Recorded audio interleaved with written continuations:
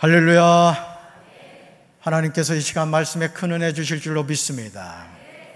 오늘 열왕기하 4장 38절부터 44절까지 말씀으로 그들이 먹고 남으리라, 그들이 먹고 남으리라, 이런 제목으로 말씀의 은혜를 나누고자 합니다.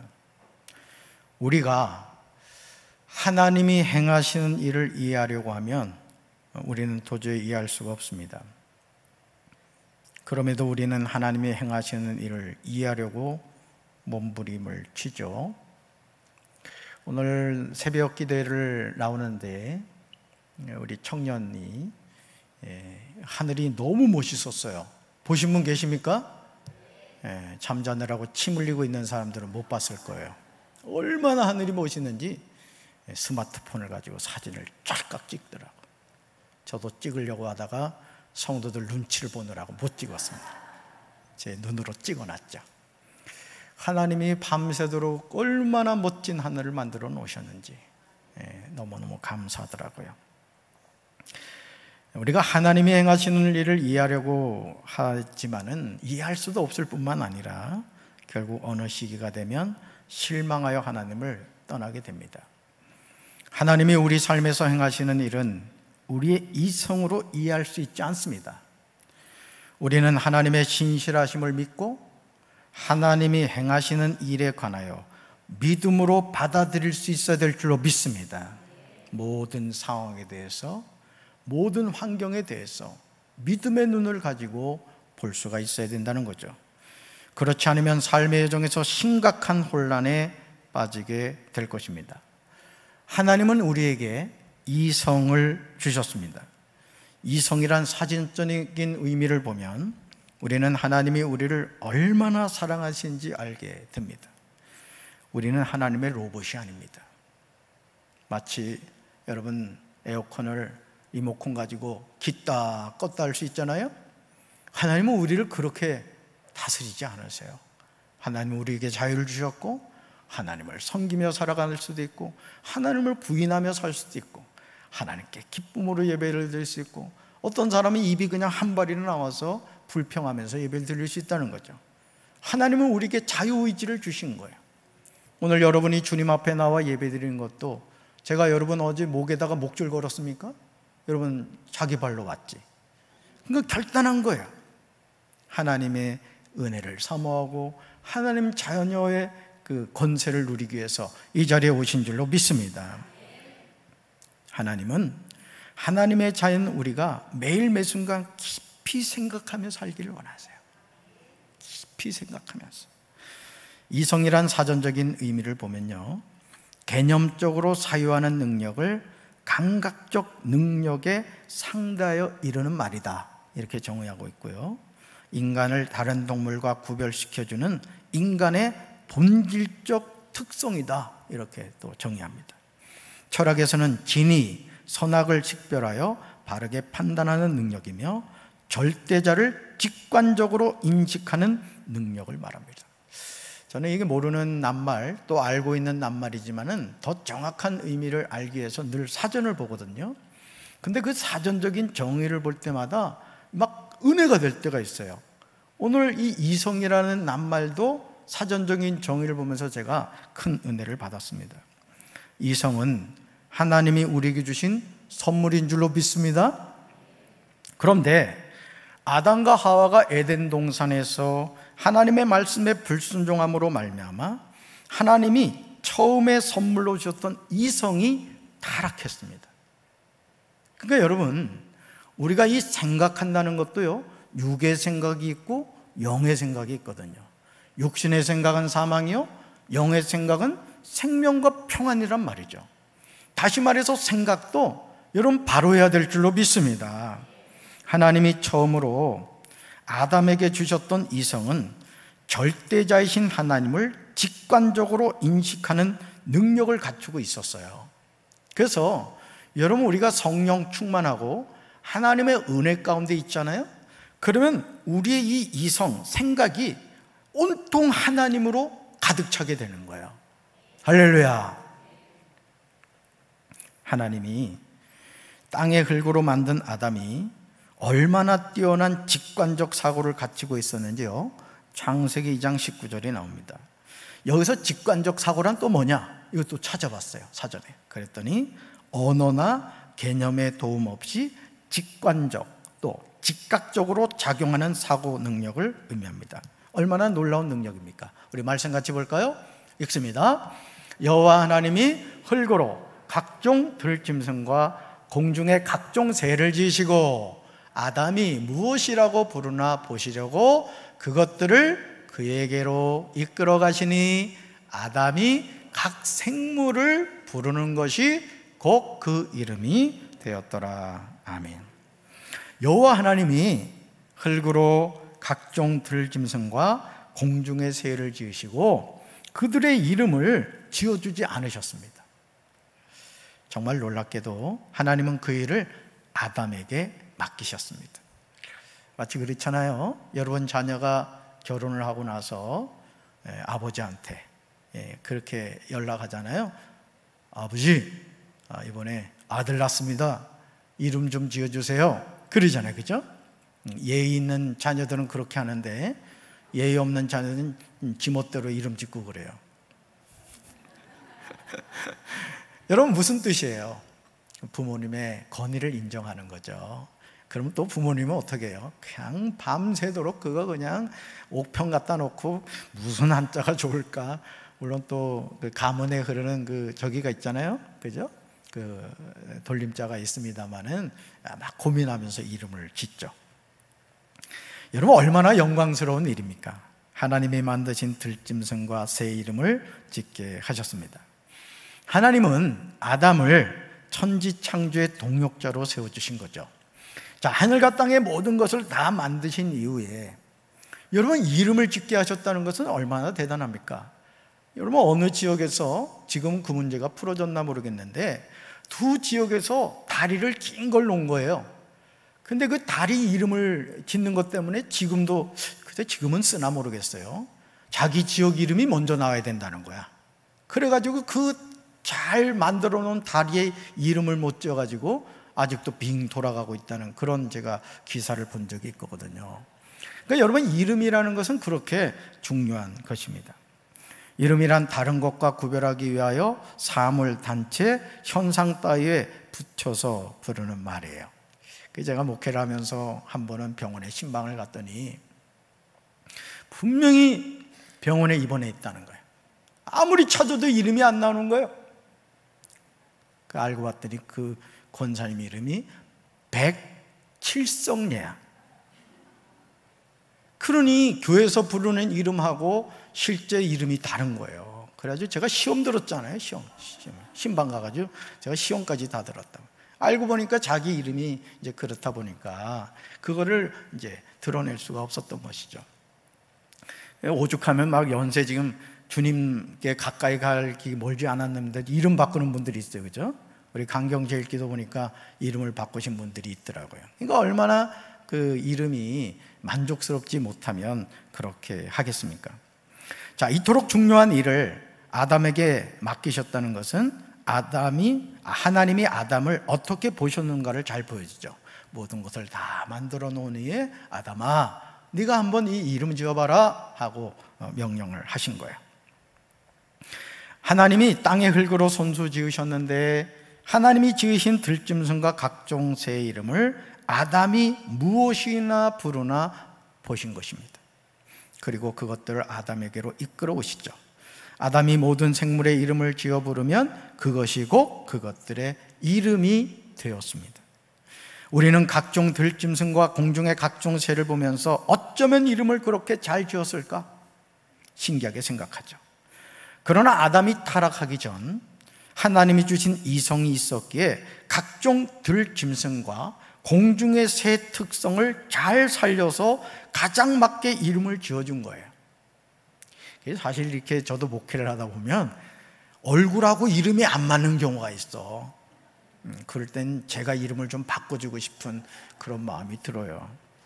저도 사실은요, 원래 박재민이었어요.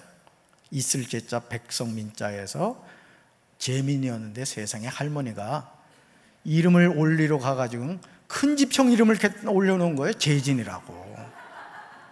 그래서 재민이가 재진이가 됐죠. 여러분, 재민이가 좋아요? 재진이가 좋아요? 네. 벌써 갈려지는 거예요. 그렇죠? 네. 자, 보세요. 그러므로 우리가 물과 성령으로 거듭나서 하나님의 자녀로서의 권세를 찾게 되면 우리는 하나님이 아담에게 처음 주셨던 직관적 사고를 회복하게 됩니다. 그래서 여러분, 목회자들 가운데 시인들이 많아요. 목회자들 가운데. 왜 시인이 많은가 하면은 하나님을 가까이 하고 하나님의 말씀을 이제 깊이 연구하다 보니까 하나님이 이 직관적 사고, 이성을 회복시켜 주는 거예요. 그리고 실제 여러분, 다윗 아시죠? 하나님의 마음에 합한 자 다윗. 여러분, 다윗이 왜 시편을 많이 기록할 수 있었겠어요? 하나님과 가까이 하다 보니까 하나님이 영감을 주실 뿐만 아니라 하나님 그분을 느낄 수 있게 하신 거예요. 저는 우리 사랑하는 강경제교회 성도 여러분들이 땅만 바라보고 살아가는 인생이 아니라 눈을 들어 좀 하늘을 바라보시길 바랍니다. 아멘. 그래서 하나님이 은혜 주시면 좀 쓰세요. 쓰셔서 하나님의 은혜를 이렇게 찬양하며 살게 되시길 바랍니다. 그래서 하늘의 구름을 보아도 하나님이 느껴지게 되고 들의 꽃을 보아도 하나님이 느껴지는 거예요. 담임 목사가 이발하고 봤으면은, 아유, 목사님 이번에 잘 나왔네, 말이라도 한마디 해줘야지. 그냥 본체만 차고 가면 되겠습니까? 그렇죠? 얼마나 제가 아침마다 2대8 이렇게 신경 쓰고 오는데. 그러니까 여러분, 주변에서 혹시 이렇게 성도들 가운데 예전에 머리가 아닌 예쁘게 하고 왔으면, 아이고 이쁘다고 어디 미장원에서 했느냐고 이런 관심 가져주셔야 돼요. 아멘. 그래서 우리 강경제일교회가 서로 사랑하고, 칭찬할 일이 없으면 자꾸 만들어서라도 칭찬을 해줘야죠. 그럼 우리 교회가 사랑과 은혜가 넘치는 교회가 될 줄로 믿습니다. 왜냐하면요, 타락한 이성이 회복되기 때문에 예전에 보던 것이 똑같이 보이지만 다르게 보이는 거예요. 이런 은혜가 있어야 될 줄로 믿습니다. 이 시간 마태복음 6장 26절에서 예수님은 우리를 향하여 조용히 질문하고 계세요. 같이 읽습니다. 공중의 새들을 보라. 새들은 씨를 뿌리거나 거두어 들이거나 양식을 곳간에 모아들이지도 않으나 먹을 것을 걱정하지 않는다. 하늘에 계신 너희 아버지께서 기르시기 때문이다. 그런데 너희는 새들보다 훨씬 더 귀하지 않느냐. 아멘. 사랑하는 성도 여러분, 하나님이 여러분을 얼마나 사랑하는지 아세요? 아세요? 모르세요? 오늘 우리 주변에서 자존감이 무너진 사람들이 참 많아요.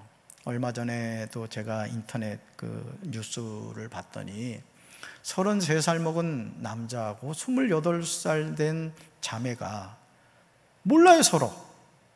근데 인터넷에서 서로 이렇게 어떻게 연결이 돼가지고 자동차 안에서 같이 죽은 거야.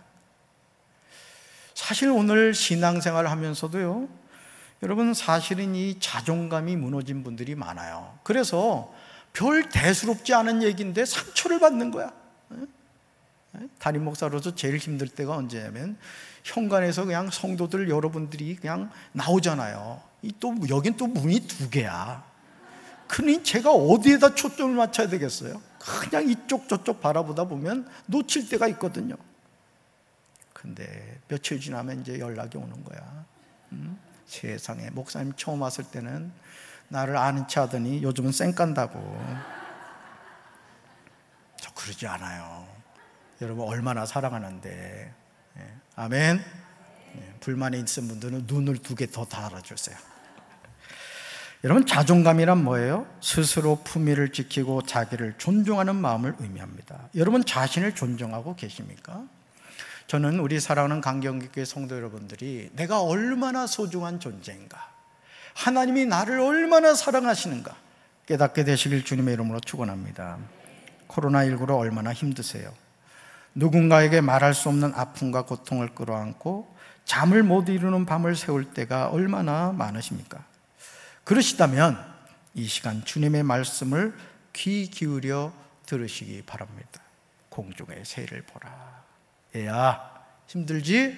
공중의 새를 보렴. 예수님은 공중의 새를 보라고 하시는 이유를 분명하게 말씀하시죠. 공중의 새는 먹을 것을 걱정하지 않는다는 거예요. 먹을 것을 걱정하지 않아요. 왜냐하면 하늘에 계신 우리 아버지 하나님께서 기르시기 때문입니다. 예수님은 이 말씀을 하시면서 그 자리에 있는 사람들을 둘러보시면서 분명하게 말씀하십니다.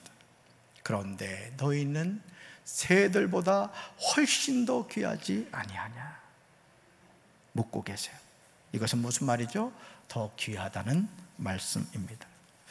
사랑하는 성도 여러분, 하나님이 저와 여러분을 얼마나 존귀하게 여기시는지 항상 기억하시기를 바랍니다.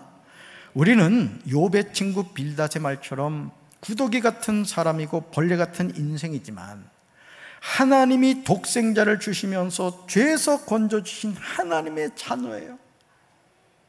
여러분, 자녀도 그래요. 자녀도 좀 뒤처지는 자녀가 늘 부모 마음이 짠한 거예요. 짠한 거야. 그래서 형제들이 있어도 몰래 그 자녀에게 뭔가라도 더 주고 싶어가지고, 그게 부모의 마음이거든요. 하물며 하나님이시겠습니까? 그러므로 이사야 43장 1절에서 우리를 창조하신 하나님이 우리에게 이렇게 말씀하세요. 같이 읽습니다. 야곱아, 너를 창조하신 여호와께서 지금 말씀하시느니라. 이스라엘아, 너를 지으신 이가 말씀하시느니라. 너는 두려워하지 말라. 내가 너를 구속하였고 내가 너를 지명하여 불렀나니 너는 내 거야. 아멘. 이사야 43장 1절에서 하나님이 우리를 향하여 말씀하고 계신 내용을 주목해 보시기 바랍니다. 이제 영적인 자존감을 회복해야 돼요. 아멘. 세상적인 기준으로 자신을 무가치한 존재로 치부하면 안 됩니다. 여러분이 얼마나 존귀한 존재인데요. 여러분이 얼마나 존귀하면 하나님이 하나밖에 없는 아들의 생명을 주면서까지 값으로 사셨겠습니까? 하나님이 나를 얼마나 사랑하신지 알아야 할 줄로 믿습니다. 지금 나에게 하나님은 어떤 분이십니까? 8가지로 볼 수 있어요. 첫째, 같이 읽습니다. 나를 창조하신 하나님이십니다. 둘째요, 나에게 말씀하시는 하나님이십니다. 세 번째, 나를 지으신 하나님이십니다. 네 번째, 나에게 두려워하지 말라 하시는 하나님이십니다. 다섯 번째요, 나를 구속하신 하나님이십니다. 여섯 번째, 나를 지명하신 하나님이십니다. 일곱 번째, 나를 부르신 하나님이십니다. 여덟 번째, 나를 내 것이라 하시는 하나님이십니다. 아멘. 우리 이 시간 최덕신 작사 작곡한 여호와 우리 주여 복음성가를 부르도록 할 텐데요, 여러분 이 찬양을 부르시면서 하나님의 은혜를 깨닫게 되길 주님 이름으로 축원합니다.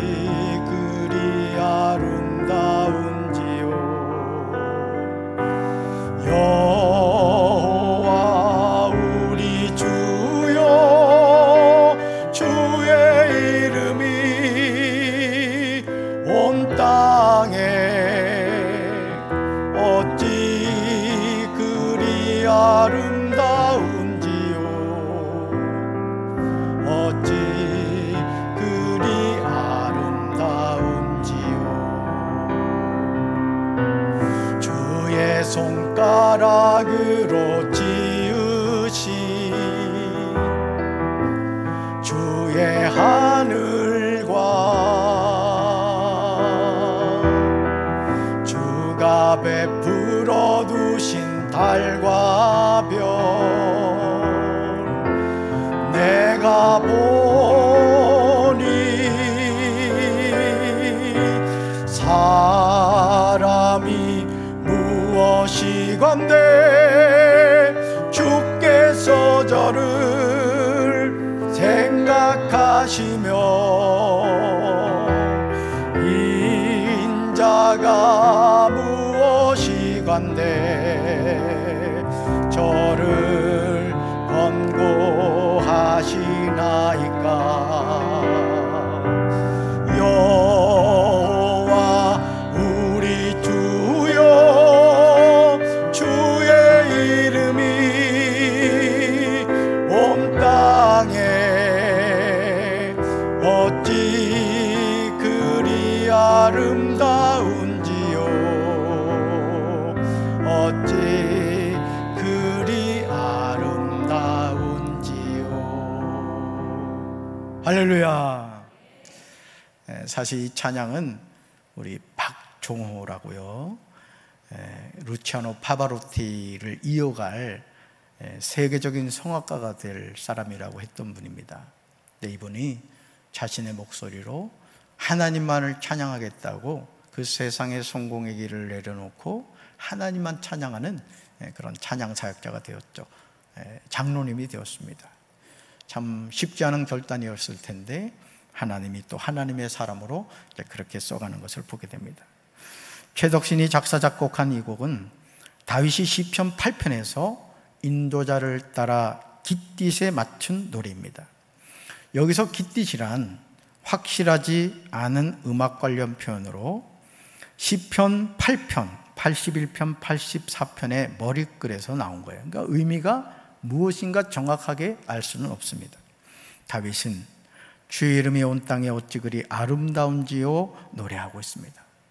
사람을 생각하시며 공부하시는 하나님을 노래하고 있어요. 저는 우리 사랑하는 강경제일교회 성도 여러분들도 늘 하나님을 이렇게 노래하며 살게 되길 주님의 이름으로 축원합니다. 이사야 43장 8절에서 하나님은 선지자 이사야를 통하여 눈이 있어도 보지 못하고 귀가 있어도 듣지 못하는 백성을 이끌어내라고 말씀하십니다. 이제 우리는 영의 눈을 떠야 할 줄로 믿습니다. 영의 귀가 열려야 할 줄로 믿습니다. 하나님이 행하시는 일을 보아야 할 줄로 믿습니다. 그럼에도 우리 삶에는 인생의 흉년이 다가옵니다.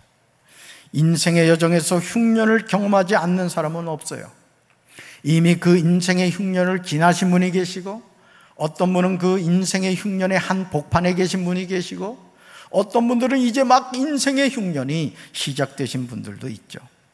열왕기하 4장 38절에서 엘리사가 길갈로 돌아왔을 때 그 땅에는 가뭄이 들었습니다.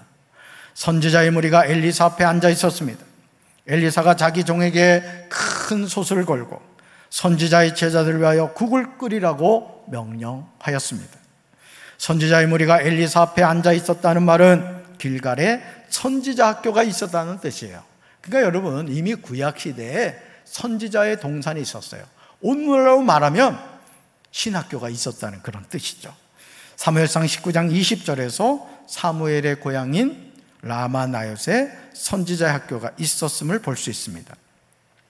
사무엘은 선지자 학교를 세워 선지자들을 훈련을 시켰고, 이곳을 거점으로 1년 동안 베델, 길갓, 미스바를 순회하며 백성들을 다스렸습니다. 선지자 학교에서 엘리사 자신의 먹거리만을 해결해야 하는 상황이 아닙니다. 선지자의 제자들이 엘리사 앞에 앉아 있었던 것입니다. 그러니 선지자의 숫자가 적지 않음을 보게 되죠. 열왕기하 4장 43절에서 내가 어찌 이것을 100명에게 주겠나이까 기록하고 있는 것을 볼 때 엘리사가 운영하는 선지자 학교의 학생들이 100명이었다는 사실을 알 수가 있습니다. 그 당시 그 땅에 흉년이 들었기 때문에 먹거리를 구하기가 쉽지 않았습니다. 열왕기하 4장 39절에서 한 사람이 채소를 캐러 들에 나가 들포도 덩굴을 만나 그곳에서 들호박을 따서 옷자락에 채워가지고 돌아와 썰어서 국 끓이는 솥에 넣되 그들은 무엇인지 알지 못하였습니다. 하나님의 일을 한다고 해도 흉년은 피해갈 수 없었던 것입니다. 우리가 하나님의 일로 부름을 받아 그 길을 갈 때 엘리사 당시에 제자들이 경험했던 흉년과 같은 인생의 흉년이 다가올 때가 있습니다. 그래서일까요? 요즘 많은 목회자가 자신의 삶에 다가온 흉년을 해결하겠다고 팔을 벗고 나서는 것을 보게 됩니다. 저도 개척교회 목회를 할 때 어렵잖아요. 뭐 성도도 몇 명 되지 않고. 그 저희 아내가 그러는 게 어느 날, 여보, 내가 아무래도 일을 해야 되겠다고. 그래가지고 제가 그랬죠. 여보, 그 시간에 가서 기도해. 제가 믿음이 참 좋죠? 제가 이런 목사예요. 근데 이제 집사람이 이제 결국은 한 달인가 두 달 하여간 일을 했어요. 그래서 제가 그랬죠. 여보, 나는 당신이 가서 돈을 벌어오는 것보다 그 시간 기도하는 게 좋겠어. 제가 그렇게 얘기했습니다. 나중에 회개하고 돌이켜서 이제 기도를 하더라고요. 그리고 하루에 막 10편을 150편을 매일 읽는 게 매일. 제가 김에 김씨 독한 걸 그때 알았잖아요. 아주 변함이 없어요, 변함이. 그때부터 이렇게 이제까지 같이 살지만은 참 제가 아내를 존경하는 것 가운데 하나는요, 기도 생활이에요. 기도 생활. 변함이 없어, 변함이. 변함이. 참 감사한 일이에요, 그죠? 그런 사모 만나는 것도 복인 줄로 아시기 바랍니다. 제가 장가 잘 가서 그런 거예요, 여러분. 자, 보세요. 자, 그런데요, 한 사람이 가지고 와서 썰어 국 끓이는 솥에 넣었던 들호박에는 능히 먹을 수 없는 사람을 죽게 하는 독이 들어 있었습니다. 우리가 인생의 흉년을 만났을 때 우리는 한 사람이 채소를 캐러 들에 나가 들포도 동굴을 만나 그곳에서 들호박을 따서, 자 보세요, 옷자락에 채워가지고 돌아온 재료에 죽음의 독이 있었듯이 점검해 봐야 돼요. 그러니까 여러분이 당장 뭔가 이렇게 되는 것 같고 이득이 되는 것 같다고 냉큼 먹으면 안 됩니다. 냉큼 취해서는 안 돼요.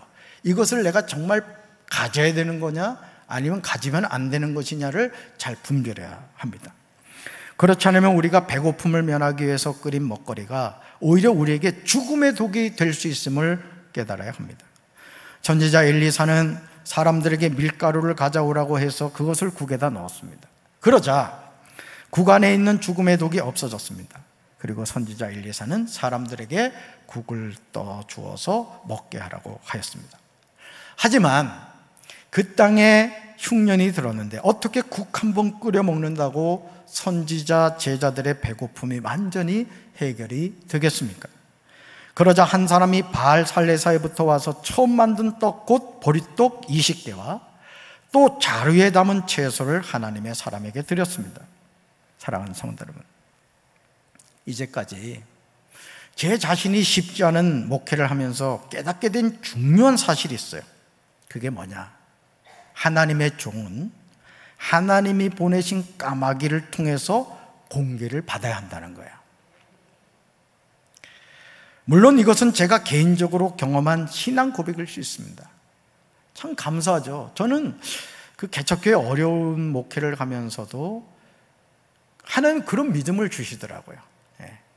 까마귀가 갖다 주는 것을 먹어야 된다. 자, 하지만 열왕기상 17장 4절에서 하나님은 엘리야에게 분명하게 말씀하시거든요. 같이 읽습니다. 그 시냇물을 마셔라. 내가 까마귀에게 명하여서 내게 먹을 것을 날라다 주게 하겠다. 아멘. 자, 내가 누구한테 명하겠다고요? 까마귀에게. 선지자 엘리야가 섬기는 이스라엘의 하나님이 엘리야의 말이 없으면 수년 동안 비도 이슬도 내리지 아니하리라고 말씀하셨습니다. 그러기에 엘리야도 이 가뭄을 피해갈 수 없었던 것이죠. 그래서 하나님이 준비하신 방법이 까마귀를 통해서 엘리야에게 먹을 것을 날라주게 하신 것입니다. 하나님은 하나님의 종을 온전히 책임지신 줄로 믿습니다. 따라합시다. 하나님은 하나님의 종을 온전히 책임지십니다. 아멘.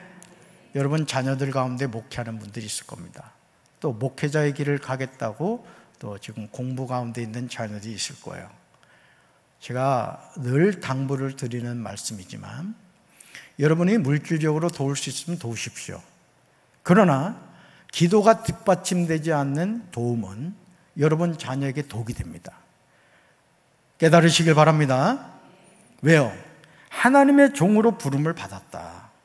그러면 하나님이 책임지시는 거예요.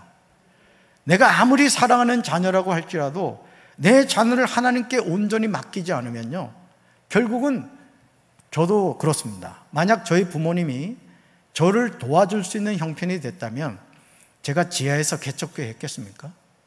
아마 멋지게 목회하려고 했을 거예요. 그렇지만 도와줄 형편이 되지도 않았고 또 바라지도 않았어요. 그러니까 하나님이 여기까지 인도해 주시더라고요. 저는 이것이 저의 경우만이 아니라 목회하는 여러분의 자녀들의 삶도 하나님이 반드시 책임져 주실 줄로 믿습니다. 열왕기상 17장 6절을 보시면 까마귀들이 아침에도 빵과 고기를 엘리야에게 가져다 주었고 저녁에도 빵과 고기를 엘리야에게 가져다 주었습니다. 그리고 물은 그곳 시냇물을 마셨죠. 얼마 후에는 사르밧 과부를 통하여 먹거리를 해결하게 하시죠. 참 이상하죠?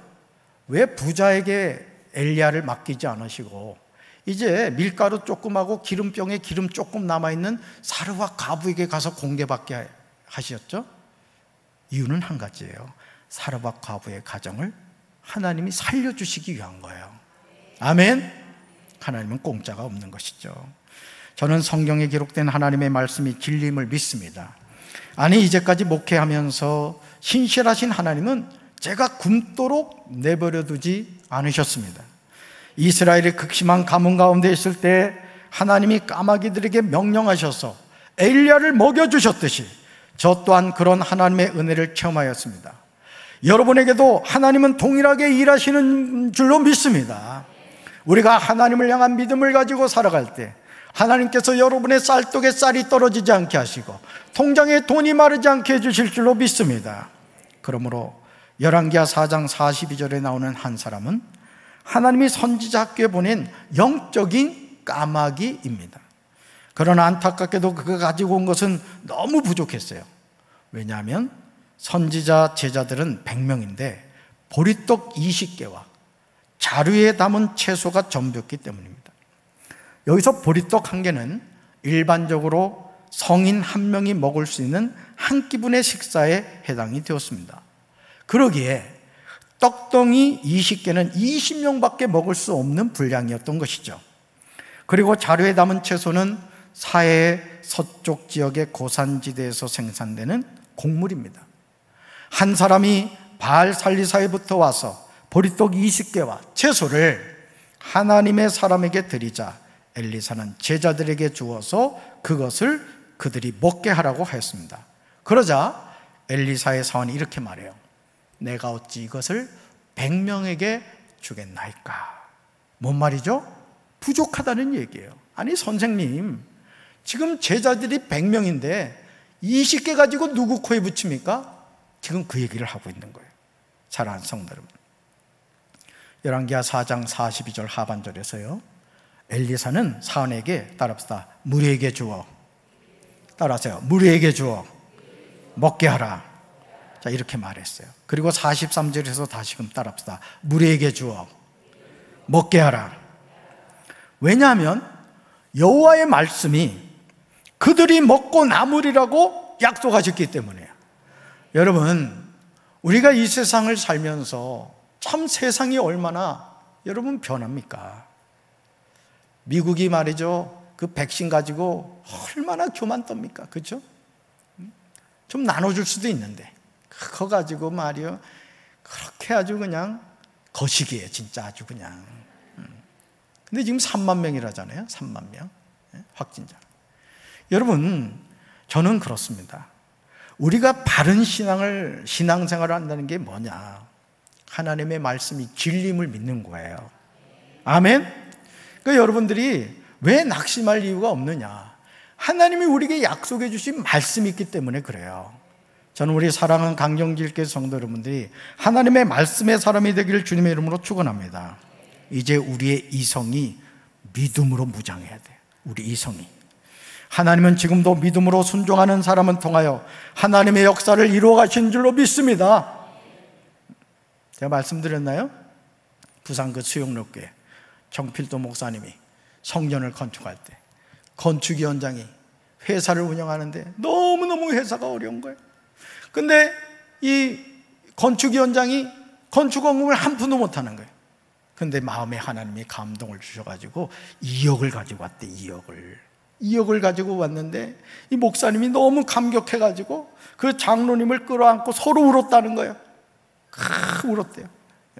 바로 저는 연락이 오잖아. 바로 그냥 막 눈물을 흘리면서 그렇게 하는데요, 하나님이 이 장로님을 축복을 주시는데 어떻게 축복을 주시느냐, 회사가 너무 어려우니까 미리미리 직원들을 다 정리를 한 거야. 그래서 최소 인원 5명만 있었다 그러네요. 5명만. 근데 이제 IMF가 터진 거야. 근데 주변 공장들은 이 직원들이 뭐 100명, 200명 되다 보니까 다 부도가 나버린 거야. 다 부도가. 근데 이 장로님 사업장은 미리 다 정리가 됐잖아요. 그러면서 그냥 그 일거리가 그냥 이 공장으로 다 모인, 감사원금을 1억을 하더래요. 아멘 하신 분 그래 될 줄로 믿습니다. 그래가지고요, 그냥 그렇게 하나님이 축복해 주시더라는 거죠. 오늘 우리가 마찬가지입니다. 우리 이성이 믿음으로 무장되어야 될 줄로 믿습니다. 우리가 믿음의 사람이 될 때 하나님은 우리 삶에서 믿음의 역사를 이루신 거예요. 따릅시다. 순종하면 역사를 체험하게 됩니다. 그러므로 열왕기하 4장 44절에서 순종하는 자에게 베푸시는 은혜가 나와요. 같이 읽습니다. 그가 그들 앞에 주었더니 여호와께서 말씀하신 대로 먹고 남았더라. 아멘. 엘리사의 사환이 선지자 제자들에게 부족한 보리떡과 채소를 준다는 것이 쉽지 않았을 거예요. 이것은 요한복음 2장의 가나의 혼례에서 예수님의 말씀에 순종했던 하인들과 같은 입장입니다. 예수님은 하인들에게 돌 항아리에 물을 채우라고 하셨죠. 자, 분명히 항아리에 뭘 채웠어요? 물을 채웠어요. 그러신 다음에 돌 항아리에 아기까지 채운 물을 이제는 떠서 연회장에게 갖다 주라는 거예요. 여러분, 뭘 채웠는데? 물을 채웠는데 뭐 하라고요? 연회장에 갖다 주라는 거예요. 여러분, 물 먹일 일이 있습니까? 근데 뭐 하라는 거예요? 갖다 주라는 거예요. 자, 순종했어요. 자, 물이 변화해 뭐가 됐죠? 포도주가 된 줄로 믿습니다. 하인들이 이유를 묻지 않고 예수님 말씀에 순종하죠. 그러므로 하나님의 역사는 하나님이 말씀하신 대로 순종할 때 여전히 일어나는 줄로 믿습니다. 저는 우리 사랑하는 성도 여러분들이 이성을 갖되 그 이성이 믿음으로 새로워지게 되기를 주님의 이름으로 축원합니다. 가슴에 손 얹겠습니다. 하나님 아버지, 보리떡 20개 가지고 어떻게 100명을 먹입니까? 그러나 여호와께서 말씀하신 대로 이루어진다는 말을 엘리사는 사원에게 하였고, 사원이 순종했을 때 100명이 먹고도 남았습니다. 오늘 우리가 이 세상을 사면서 인색하게 살아가는 인생이 되지 않게 도와주시고 베풀며 살아가는 인생이 되게 도와주시옵소서.